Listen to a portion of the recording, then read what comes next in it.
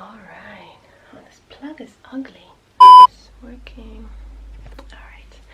Hello and welcome back to my channel. If you're new here, my name is Mihaela Gruja and I post weekly videos about motherhood, entrepreneurship, and I also have a weekly series where I talk about our garden transformation.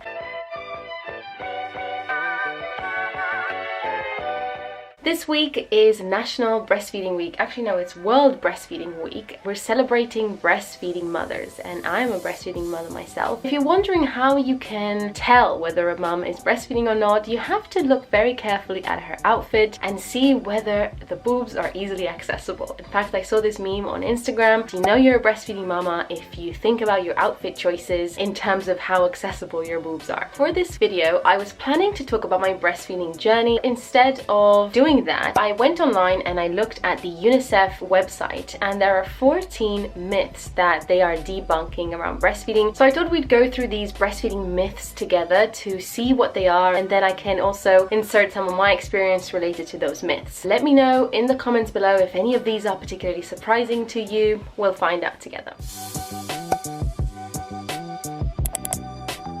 This is something that you hear a lot. People around you who might say, when you have the baby, things will just flow naturally.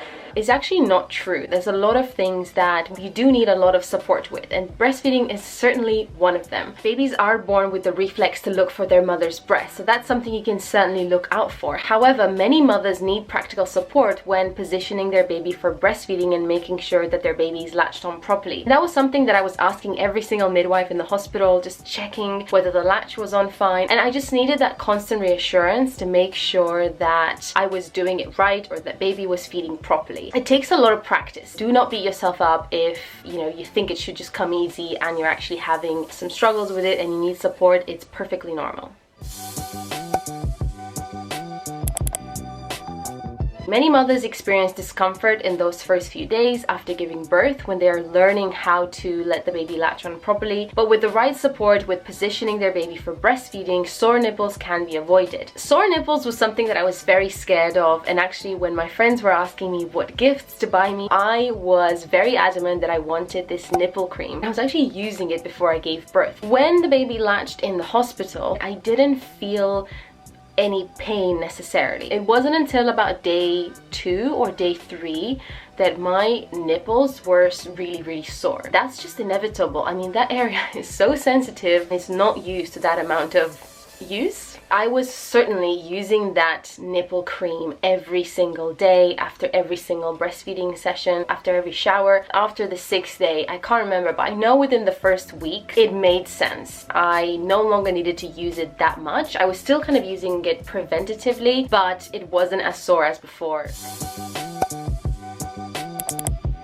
When babies are born, they are already very familiar with their own mother's smells and sounds. The nipples produce a substance that the baby smells, and it has what's called good bacteria, and it helps babies build their own immune system for life. Wow, I didn't know this. I certainly did not wash my nipples before breastfeeding. I was concerned whether using this nipple cream needed to be rubbed off before breastfeeding. The organic pharmacy cream was the one that specifically said on the label that it's fine, you don't need to rinse it. The mother care one didn't, but again, I just assumed that it's fine. I mean, who would make a nipple cream and not take that into consideration? Doctors and nurses and midwives often encourage the practice of skin to skin. Skin to skin has tremendous properties for that bond between mother and baby. It's also very important for the production of milk. There's so many lovely hormones that start being activated once baby comes out. In the labor and birth video, I again shared how we did skin to skin for about an hour after she came out. She was just on my chest. Most of the time she was sleeping because she was exhausted. Coming into the world is a very exhausting task. She was on my chest for a long time. She was breastfeeding and then taking a break because there's a lot of effort. We also had skin to skin with Dad. After that 1 hour of spending time together, I went and took a bath. Her and her father had skin to skin as well, and that was just again a really lovely time for them to bond. But when it comes specifically to breastfeeding, it's very important that the skin of the baby and the skin of the mother are in direct contact. So the UNICEF website says that it's a very important practice to help them to find and attach to the breast, and if you practice this practice within 1 hour after birth and then frequently after. It helps to establish breastfeeding. If the mother cannot do this, then the partner or another family member can step in. I certainly did skin to skin even after we came home. It was something that I love to do, especially in that first month. You can get so warm and cozy when you do that. Like everybody else, breastfeeding mothers need to eat a balanced diet. In general, there is no need to change food habits. Babies are more exposed to their mother's food preferences from the time they're in the womb, but that makes sense. If a mother perceives their baby reacting to a specific food she eats, they need to consult a specialist. This was something that we went back and forth on for a long period of time. For a while, we suspected cabbage as having some sort of effect. It happened after we gave her, I think, the second round of vaccine. She had the rotavirus, vaccine against rotavirus, and her poop was green for 3 weeks. We just didn't know what the issue was. And now we know it was just her body kind of working through it. It was this eliminating process. We had to figure out, what am I doing differently than I did 3 weeks ago? And one of them we thought was food. Looking back on it, and as I'm reading this, it doesn't make that much of a difference. I pretty much eat everything, so certainly not on a plain food diet. There's no evidence that it affects the taste of your milk. Great news. It's easier to get breastfeeding started if you begin in the first hour after birth, because a baby's reflexes are very strong at that time. They're ready to learn to feed at the breast. If you do not latch your baby on right after birth, do it as soon as possible in your situation. If you need help putting your baby to breast, ask for support from a qualified lactation consultant or other skilled professional. There are situations where after giving birth, maybe you've had a complicated delivery and you need some time to rest and to recover, and maybe baby is given formula in that time. As you can read here, there's still hope, and you just need to be patient and allow that process to take place and do lots and lots of skin to skin to stimulate those milk making hormones. Mothers may decide they need to use formula on some occasions while continuing to breastfeed. To keep breast milk production, continue offering the breast to your baby as often as possible. This is something I certainly have experience with. I mentioned in my last video where I talk about working from home with a 6-month-old, now a 7-month-old. We were really keen to introduce a formula feeding, 1 per day at least. I really needed a little bit more uninterrupted time of focus, more than 40 minutes at a time. So introducing a formula feeding means that I get a little bit more space, a little bit more time, a little bit more freedom, but I do still want to breastfeed.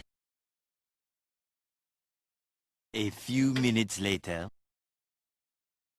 So she eats 5 times a day. The last feeding of the day is the bottle that she has with her father, and that is my breast milk that I pump in the middle of the night. One of those is formula. That gives me 3 opportunities to breastfeed during the day. On the times when she is fed a formula bottle, I typically pump. That is not the same as breastfeeding, but the breast is still stimulated and I still produce milk. And I do want to keep that going. I haven't decided yet for how long I want to breastfeed, but at the moment I'm enjoying it. So here you can certainly use formula when you breastfeed. We have introduced the formula only when she was 7 months. It is recommended, if you can, to do exclusive breastfeeding until about 6 months of age. If you cannot, I know plenty of mothers who use formula feeding and it's perfectly fine. Fed is best.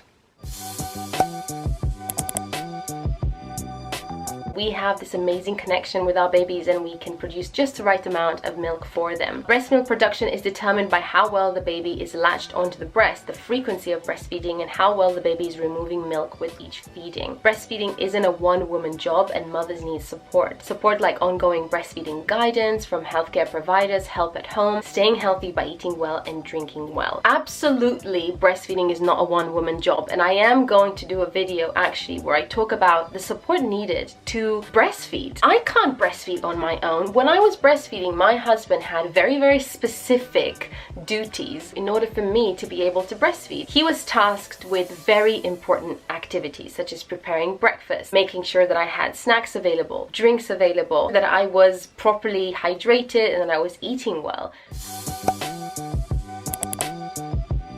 Depending on the kind of illness, mothers can usually continue breastfeeding when they're sick. You need to make sure you get the right treatment and to rest, eat, and drink well. In many cases, the antibodies your body makes to treat your disease or illness will pass on to your baby, building their own defenses. This is fantastic. Again, it just blows my mind, the amazing connection that mothers can have with their babies. I did have shingles while I was breastfeeding, and it happened at the end of a very, very stressful week. I did get treatment for it, and I did breastfeed throughout that period. It was certainly something that I was worried about when I was taking the treatment, but with the right reassurance and also the support of I can't remember right now. I will link it down below. Hold on, this is gonna really bug me. Okay, I found it. The Breastfeeding Network is where I got support about specific treatments, if they are compatible with breastfeeding or not. And I'm certainly going to put the link down below if you have any concerns or questions. They're very, very prompt. So I sent a photo. They were able to give me specific links to resources that I could look into. That's what I did when I had to take that medicine for my shingles. At some point I had some really, really sore back pain from all the breastfeeding, and I wanted to take painkillers and even one of those rubbing treatments. I had to ask the pharmacist if it was safe to take it. I wanted to do a teeth whitening treatment and he couldn't do it. Always just make sure that in the back of your mind you keep that question, you know, can I do it? I'm breastfeeding. All babies are different. Some are clingy, some are not, no matter how they are fed. I definitely have noticed periods when she was clingy, when she wanted to be held all the time. And there are times when she's super independent and I can leave her to play for 20 minutes at a time with her toys on the floor and she's perfectly happy. I don't think breastfeeding has anything to do with that. I think it's just a common myth that the more you cuddle or hold your baby, they're gonna become spoiled. It's absolutely not true. Babies need us so much and we need to give them that love. But there is evidence that breastfeeding up to 2 years is beneficial for both mothers and children. Interesting. All mothers and babies are different and need to determine together how long they want to breastfeed. Clearly, don't be worried if you think that it might be harder to wean your baby if they're breastfed for longer than a year. Don't worry about it. Keep going with it and do what makes you happy.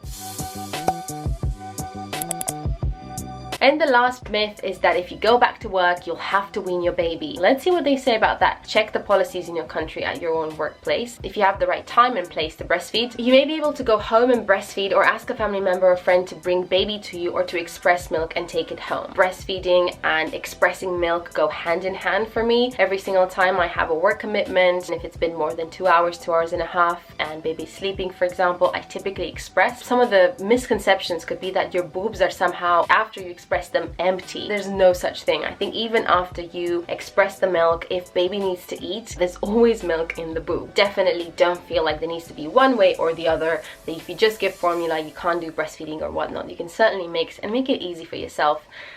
Whew, that was a lot of talking. I really enjoyed talking about these myths. Let me know in the comments what myth you found particularly surprising, or if there's other myths that you have heard about that you think need to be busted. Thanks a lot for watching and I'll see you next week. Bye.